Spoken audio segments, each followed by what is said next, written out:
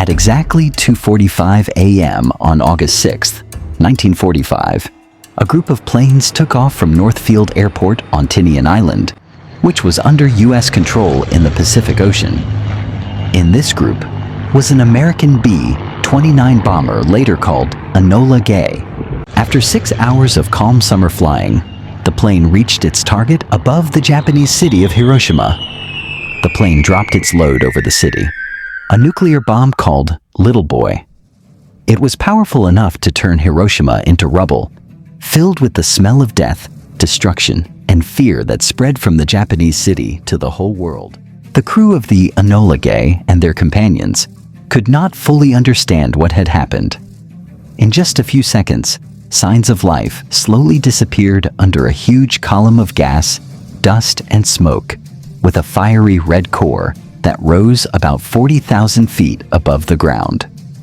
The flash from the explosion was so bright that some crew members thought they had gone blind.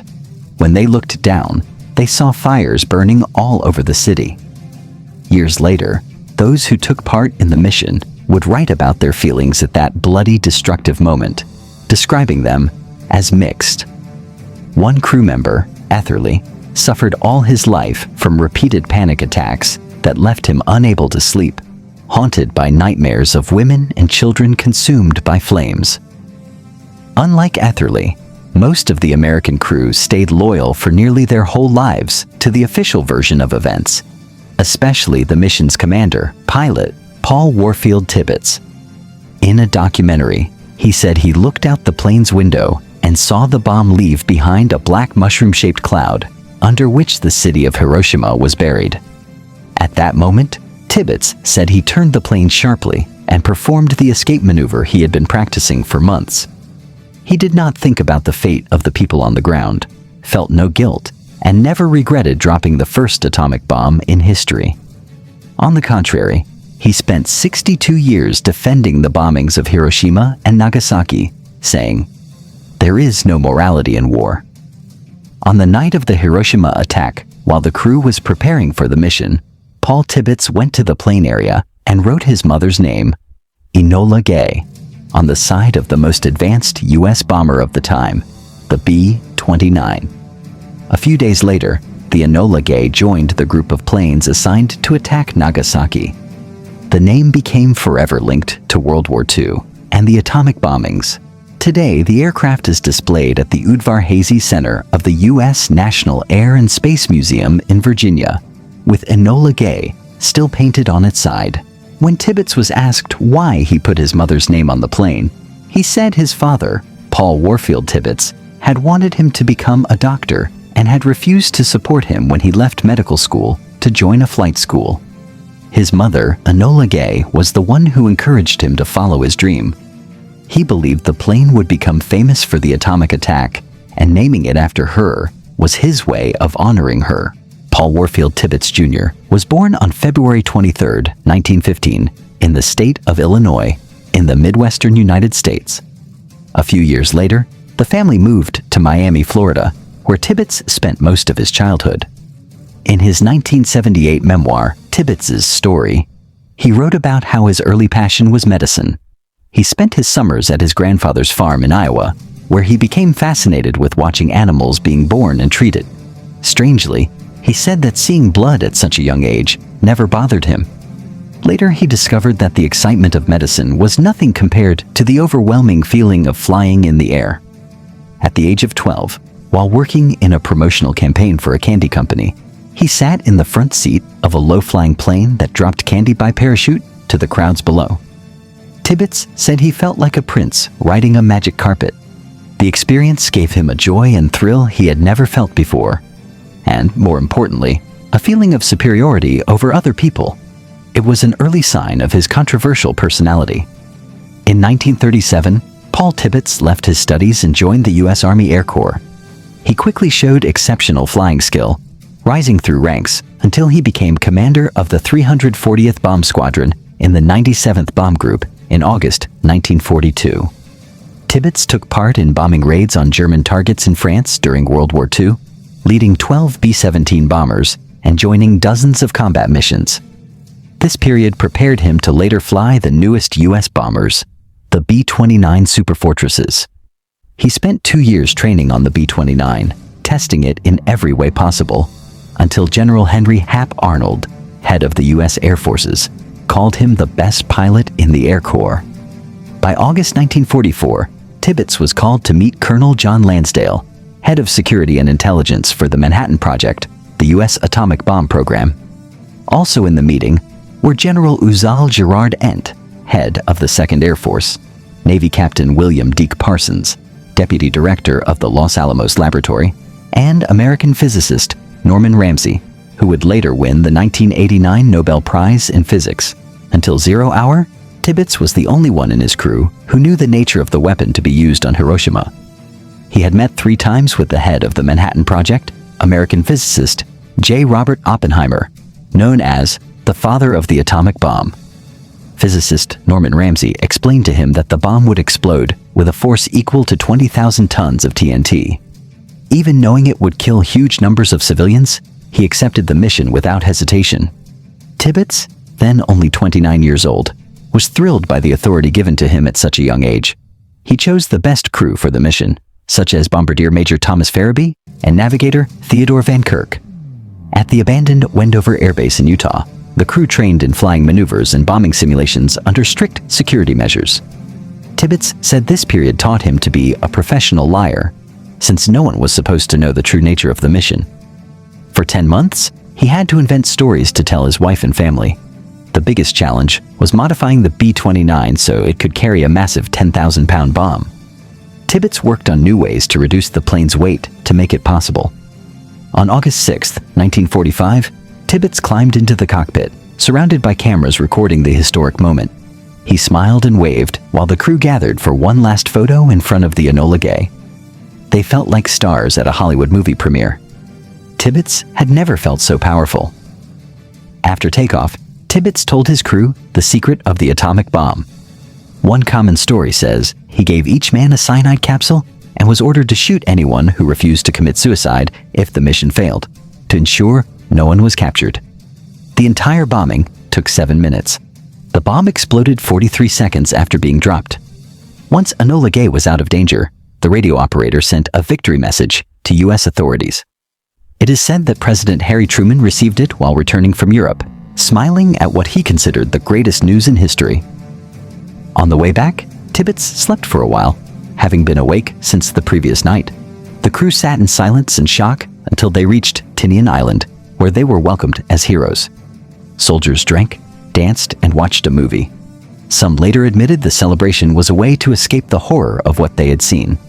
People near the blast site burned instantly, the city erased from the earth, and 70,000 Japanese killed by the initial explosion. In the weeks after, radiation poisoning deaths increased the toll to about 140,000 by year's end, not counting the 70,000 killed in Nagasaki. Tibbets never visited Hiroshima again. But perhaps out of curiosity, he went to see the destruction in Nagasaki after Japan surrendered, witnessing firsthand what the atomic bomb did to the land. After the war, most of the Enola Gay crew returned home, married, had families, and lived civilian lives. Most Americans saw them as heroes. Thus, in just 7 minutes, following orders, over 140,000 people were killed. Following orders, the killer becomes a hero in the eyes of his country, free from the burden of bloodshed and destruction, whose scars would last for generations. From a soldier's point of view, Tibbets saw himself as a disciplined serviceman, raised to follow rules and filled with ideas about defending his country. For him, dropping the atomic bomb on Hiroshima was a national duty that ended the war and brought peace to the world. Tibbets' version of events matched the common U.S. narrative, which proudly promoted the atomic bombs as the most humane way to end the war, saving millions of lives, both American and Japanese. The American lawyer Henry Stimson laid the foundation for the official story the U.S. used to justify bombing Japan with nuclear weapons. Stimson served twice as Secretary of War, first from 1911 to 1913, and again from 1940 to 1945. While in office, President Franklin Roosevelt appointed him in 1941 to the committee tasked with developing an atomic weapon, later known as the Manhattan Project. Stimson's justification for using the atomic bomb rested on two main points.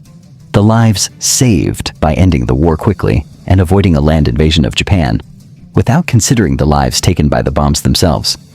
The belief that the Japanese were determined to fight until the very end, leaving the US with no choice but to shorten the war in this way. At first, this propaganda seemed to work. Most Americans supported the bombing of Hiroshima. The National World War II Museum reported that Americans cared little about the fate of the Japanese at the time, as the mass bombing of cities was already common in that era. A Gallup poll in August 1945 showed that 85% of Americans supported the decision, believing it could bring an end to World War II. But after the victory celebrations faded and the first images of Hiroshima's horrific bombing victims emerged, doubt began to spread in American society.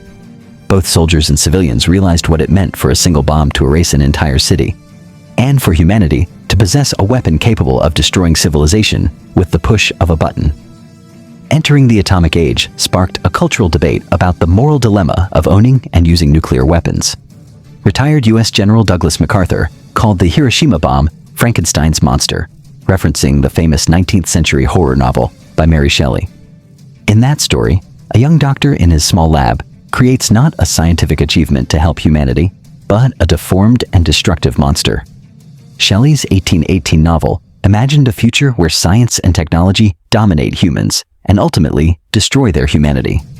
The German-American psychologist and philosopher Erich Fromm discussed this dilemma in detail in his 1963 essay, Disobedience as a Psychological and Moral Problem.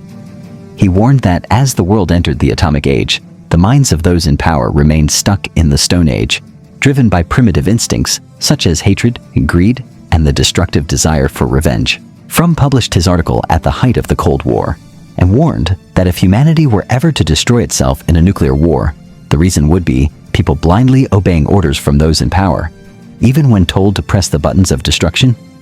Historians and military leaders argued the bombing was not necessary to end the war, and therefore could not be morally justified. For example, Admiral Ernest J. King said Japan was already beaten before the bombings. Admiral William F. Halsey called the atomic bomb simply a new toy that scientists wanted to test. Admiral William D. Leahy went even further, saying the moral standards for using the bomb were as low as those of the barbarians of the Dark Ages.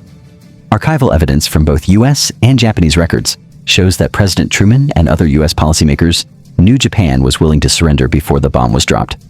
Japan had even asked the Soviet Union in July 1945 to mediate with the Allies. Former Soviet Foreign Minister Vyacheslav Molotov claimed the bombings, though aimed at Japan, were really meant to send a message to the Soviet Union. Historian Gar Alperovitz also argued this in his 1965 book Atomic Diplomacy, saying the decision to bomb was partly to prevent wide Soviet involvement in East Asia, as had happened in Central and Eastern Europe. In his essay, Fromm referred to Sophocles' tragedy Antigone, rewritten by Bertolt Brecht in 1945. In the play, King Oedipus's daughter faces a moral crisis when King Creon orders that her dead brother be left unburied, to be eaten by birds and dogs. Antigone must choose between obeying the king to save herself or following her conscience to honor her brother. She chooses to defy the king, setting an example of resisting authority and standing for human principles. This dilemma mirrors how Paul Tibbets justified his actions. He often said the moral question of the atomic bomb did not concern him, since he neither built it nor gave the order to drop it. In 1989, appearing in the documentary Reflections on Hiroshima, Tibbets was asked if his views on the bomb and the war had changed over time. He firmly answered that he had always been proud of his actions. Tibbets held to his short, fixed version of the story, even as historical evidence proved the atomic bombings were not necessary to end the war. Perhaps it was these harsh views that made Tibbets fear burial in a public cemetery. 2 years before his death, he said he wanted no headstone, no memorial, and that his body should be cremated and his ashes scattered over the English Channel, the place he loved to fly over. He feared his grave might become a protest site for opponents of nuclear weapons. When Paul Tibbets died on November 1, 2007, at age 92, his family honored his wishes. The pilot of Hiroshima ended his life with no grave, just as he had lived his long life with no regret.